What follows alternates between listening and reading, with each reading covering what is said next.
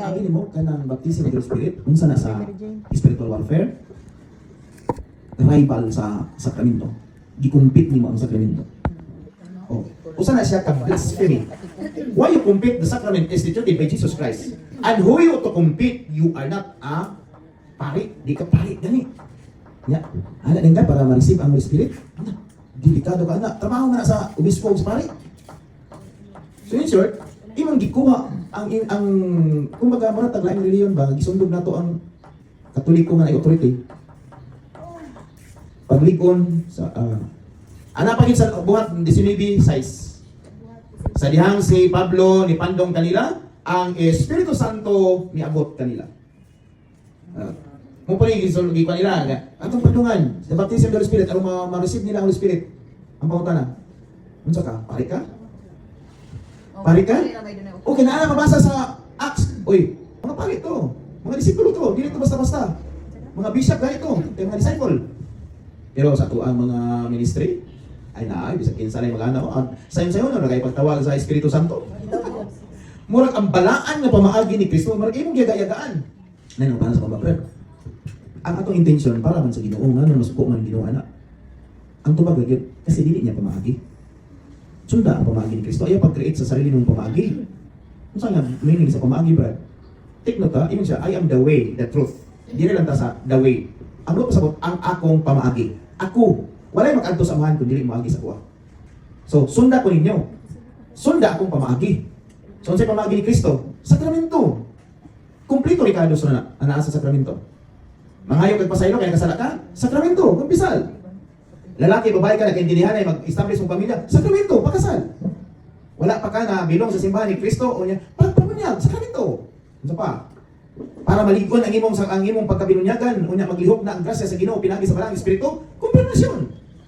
Kung nagkasakit ka, anointing. Ano pa?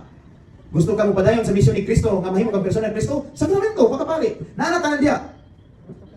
Ang problema kay nag-create man tag sariling pamagi. Unsa ka pamagi? Na kay sala, nagbasol ka, dito ka na ngay pasaylo sa imong altar oras sa Lord, pasaylo ko Lord, di na lang buhatog simbahan Lord, ang importante niya ako sa imong maagi ganin ako nga ganang ma-release ko, maminaw man ka Lord, kay bisag asa man ka. Dili mo na pamagi ni Kristo. Paminaw na niya dili niya pamagi. Dito kasi ang pamagi para sure ka kay siya, no one can come to the Father except through me. I am the way. Nya unsa man ang way? Gigamit lagi nimo iyang pangalan pero di man niya pamagi.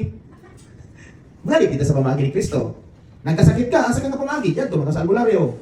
Dito yung kasakit ni Kristo na pare. Gusto niyo ma-receive, mabalikon ang imong pagkabinunyagan. Ayaw na pag-create og pamaagi, na pamaagi sa tapos na sa imong confirmation. Unsa pa man nga pamaagi, dili pa balay kumpleto ang sakramento kay usbon pa nimo na diha sa imong mga organisasyon, sa inyong mga ritual sa inyong ministry. You are conniving sa yawa nga imong rival ang pamaagi ni Kristo. Inyo wala pamaagi. So pamaagi ta ni Kristo. Ang pinakabugat anak katong sample nako. Nako gihatag ang sample. Kamo mga ginikanan man mo diri. Sample imong anak. Sample lang imong anak. Naghila. Pag-uli. Gikan sa eskwelahan. Sample na niya para masamtan nato unsa kasakit sa Ginoo nga mag-create og sarili natong pamaagi. Manandigid ta niya ang kunon pag-abot sa katapusan sa panahon. Kung anak to isubay ang pamaagi. Na imong anak, yuli. Ayun, ma'am. Di na ko ani bagsak na. Imong ka naman. Last na ugma jud nilisod kaayo among project. Unsa day ang project? Tan-aw. Dobi kay may background kay teacher ka, kabalo ka.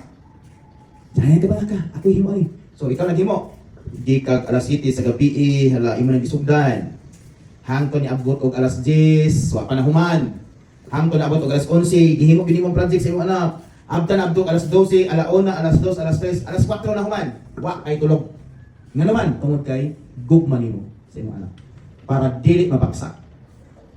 Excited ka pagkapunta na malipay imong anak kay naa kay gihimo nga project para siya para yang kapasa. Pero sa dihang iabot ang iyong best friend, nagdalag duha ka project nga nindot kay palitra.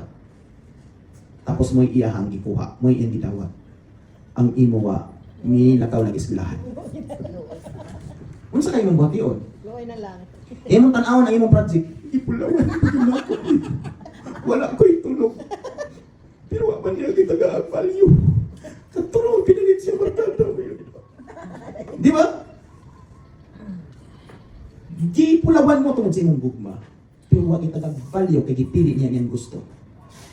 Mo na gihimo nato sa Ginoo. Every time na di na ta agi sa iyang pamaagi sa sakramento, kay tuwa ta sa atong sariling pamaagi. Dili ta na mo antog pare kay dito ta sa albularyo. Di man pamaagi ni Kristo nga gipakamatyan. Ginaog siya, gipakamatyan niya ang mga sakramento para na may value ang iyang pamaagi. Pero unsay gihimo sa mga Katoliko, wala gipili ang iyang pamaagi nga iyang gipakamatyan kay gipili nato ang unsang atong nauyonan nga pamaagi. Kung unsay atong nauyonan, mo atong pilion. Unsa kasakit na para sa Ginoo. Munang sa takna sa paghukom, dili gyud niya ilhon. Daghang nagwali siya ngalan sa ebanghelyo ngayong pawa makasasala wa ko kaila kaninyo kay anuman ang daghang mga magwali mga pastor way authority. Asa gikuha nila ilang authority? Dito ra sa verses sa Biblia. Muna dili mailan. Kaya kita po ng Katoliko, i-identify nato kung unsa ning pamaagi ni Kristo, walay lain ang atong pagpalambo sa atong kalag o sa ato ang pagniluwas niya na alamang sa pamaagi ni Kristo siyang simbahan, mao diha ang sakramento. Wala nay lain nga ipuli. Amen. Muna, tagay niyo value ang sakramento. Kay mao ni pamaagi ni Kristo. Ayaw niyo sa pawi ang confirmation gisapawan og baptism of the Holy Spirit. Unsa pa nga sakramento nga gisapawan? Daghan kong gapamunya dito. Ay hulong-hulong dito sa kuan.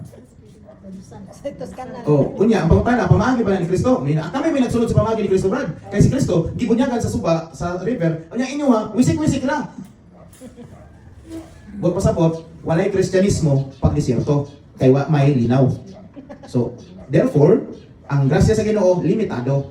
Limitado. Kung may tubig, okay. Kung may tubig, di ka maluwas. Kay way bunyag kay di man pwede bisik-bisik. So muna may suon ang nakapait. Kay naay daghang nag-create og sariling pamaagi nga wala na gitagaag value ang pamaagi ni Kristo nga naa sa sakramento.